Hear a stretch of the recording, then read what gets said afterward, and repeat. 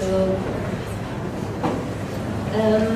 well, I started to work in art around 2001 in Tijuana, Mexico, and I founded a collective called Dream Addictive, and I'm going to show you a little bit about this.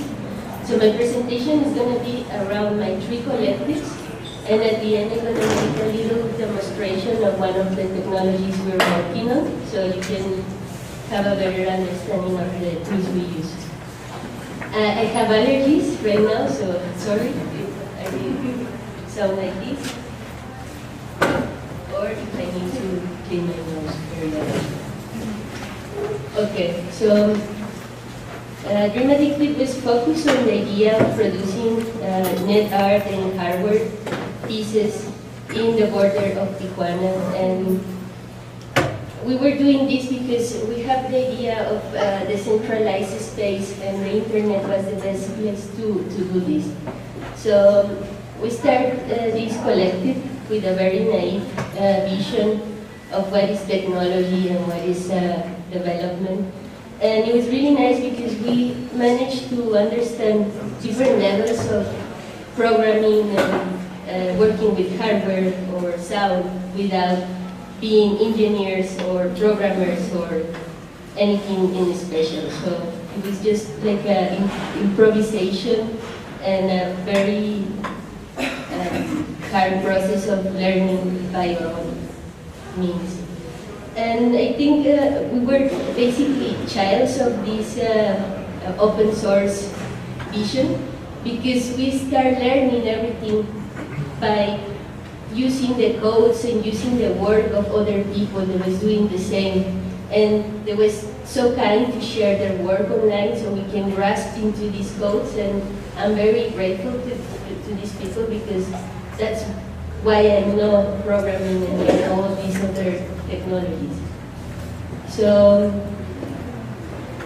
well, in some of the works we did in that time, 2003, 2004, one was related to this using data from NASA to create an atmospheric pollution visualization tool for child. So basically we tried to make a graphical version of what is pollution and the way they interact in space. And this was programming in ActionScript, a very antique language. Now it's completely out of date, but it was fun to learn. Then we started experimenting with these ideas of generated visuals and codes to make aesthetical approaches using different kinds of inputs. Of course, everything is open source. We have all the code on the web. So, from Dream Addictive Transvendalistas, the idea was to empower users and let them know that you don't need to be a corporation, you don't need to be an institution, you don't need to be a university to have the control of the technology you are consuming and the technology you are using. So we really wanted to show the possibility of learning by yourself as a political action. So in the moment that you broke with these structural ideas and you start pursuing your own process, then very interesting things start to happen. And this is not just us, this is a huge network of people in the whole world doing very similar things at the same time in the same moment. That's why I say that we are basically child of the internet, because we get the information from them. So I'm going to show this last one. In our last exercise, we tried to imagine a way to hack communication in the future, because we're talking in real-time communication process before. So we designed a system called Future Glyphics to create a system to leave messages in the desert for people, I don't know, 100 years from now. And We go into the desert in Chihuahua. This project was part of of an exhibition made by the Rubin Center in El Paso, Texas. And so basically we went there and tried to find different rocks, interesting ones, get in contact with the landscape, select these rocks. We made a workshop also with people from El Paso and from Juarez. And the workshop was focused on this idea. What happens from 100 years, from now to 100 years in this area? What's the situation of the world? So we tried to ask them to design these like newspaper headlines from the future. And we designed a software to put this into code language. So the code is these circles that after some different exercises, we end up engraving in the rocks. So Hyunji saves humanity. That was one of the news headlines again. And the output from the exercise is something like this. So we designed a language that can be decoded and, I don't know, some sort of Rosetta Stone kind of relationship. And we leave this into the desert, and we're hoping that someday people find these things and try to translate what's going on. But at the same time, we're trying to mess up with the minds of the people doing these investigations, the anthropologists. And so this is some sort of the outputs we have. And you can go into the website and you can use our software, which is also open source and is there. We have a huge collection of headlines, and we don't know where the rocks are right now, so that's part of the fun, because we lose control from the piece. And most of the time we want to lose control and let the piece become something by itself. So you can see there's some of the exercises.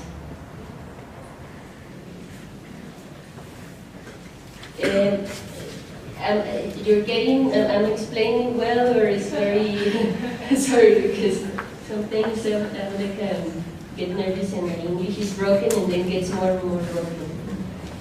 So, interspecifics is a nomadic multi-species collectivity. We experiment in the intersection between art and science, adopting new and ancient technologies. This is super important for me because ancient technologies are the base of modern science. And we try to get deeper into these ancient ideas, and we try to reconnect. And this is important also because that's our Latin American point of view. We embrace hybridized practices among different disciplines and living organisms, open knowledge and precarity as a challenge. So, interspecifics is Paloma Lopez, Tiago Hersen again, Emanuel Anguiano and myself, and a group of bacteria, some plants, fungi, E. coli, Bacillus vortex, Panibacillus vortex, I don't know, it's many of them. And we really believe they're part of the collective because they give us a lot of information. They're actively collaborating with us in the creation of the pieces. So the idea of interspecifics is start with this theoretical framework. So we have reality, we have the human senses, we have non-traditional senses. Non-traditional senses is like the sense of gravity. If you lose that, you have this feeling of being, dizzy all the time. And then we have non-human senses. For example, the ability of plants to perceive infrared light, the ability of bacteria to perceive infrasonic sounds. And what happened is we create these sensory expansion devices where we use the non-human senses to expand our human ability to perceive reality. Does that change reality? Maybe yes, because reality is a construction of things we perceive with this very limited sensorial system we have. Yes. So it's very easy to take the biological behavior of an organism and put those into a sound behavior, because it's a direct translation. You don't need to transfer a lot of the information. You just take this data and then put it into sound, and then you have something that can be expressible very easily. Otherness, in this case, the other organisms were working. So, Physarum polycephalum, for example, I'm going to show you some words with Physarum. This is Physarum. It's a very beautiful entity, capable of solving mazes, capable of creating rail networks. In Tokyo, the urbanists are using this organism to solve urbanistic problems, and they're doing really, really nicely. Well, I'm going to show you this video because it's nice to see them working.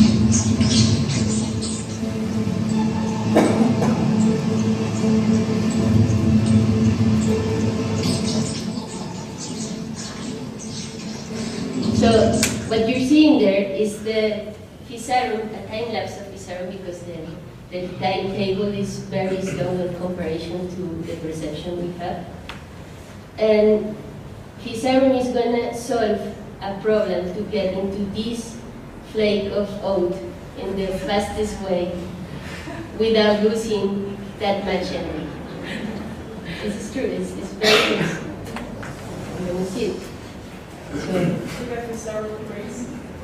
Some sort, in a way, because what it's actually doing is colonizing the flake without losing energy. So here you can see the organism retracting and going into the two flakes. And then the scientists are going to show us further what they actually do. And what they're doing is actually creating this channel. And this channel, if you analyze this mathematically, is the most efficient way to get from point A to point B. And they don't have a brain.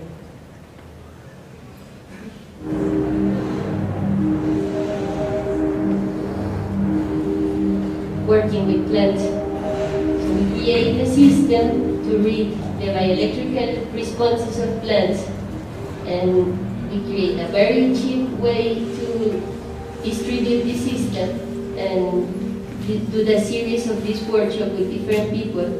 And we start doing music, but the interesting part is that this ends up in a science laboratory. So people are using this to doing sensor monitoring of gardens. So instead of using sensors, they're using their plants to sense their own environment and tell them if they need more water or if they need more, I don't know, food into the soil or change the lights or, I don't know, different processes. So for me, that was very interesting because it started as an art project and ended up in a science lab in a very formal way. And we have all the documentation there, and we did a lot of experiments. We tried to telepathically communicate with the plants, to read our own heartbeats using the plants as sensors, and it was actually working, and it was quite fun and beautiful to do that. Then, with the support of Alumnos 47, we created this program of bio, art, and science called BIOS. And we made a very crazy experiment based on the work of Paul Bacurita, a Mexican-American scientist, was the one that discovered neuroplasticity. So neuroplasticity means that you actually are not perceiving with your senses. You perceive with your brain. But your brain is making an interpretation of the electrical signals your eyes, your ears, your tongue is sending to them. So this is very interesting because you can use other senses to perceive the same things. So what we did here was to design a cheap version of the interface that Paul Bakirita was designing in the 70s. And this device is used for blind people. So basically, you have a camera that translates what you're seeing into points. And these points give you electrical impacts in the tongue. And the interesting part is that your brain translates that into an image. So we have the whole workshop, we program the team with the people, we select people that it was free, and we made an open call for people that was interested in this subject in particular. And then you can see them after building the device, trying the device and trying to see the possibilities of seeing without your eyes.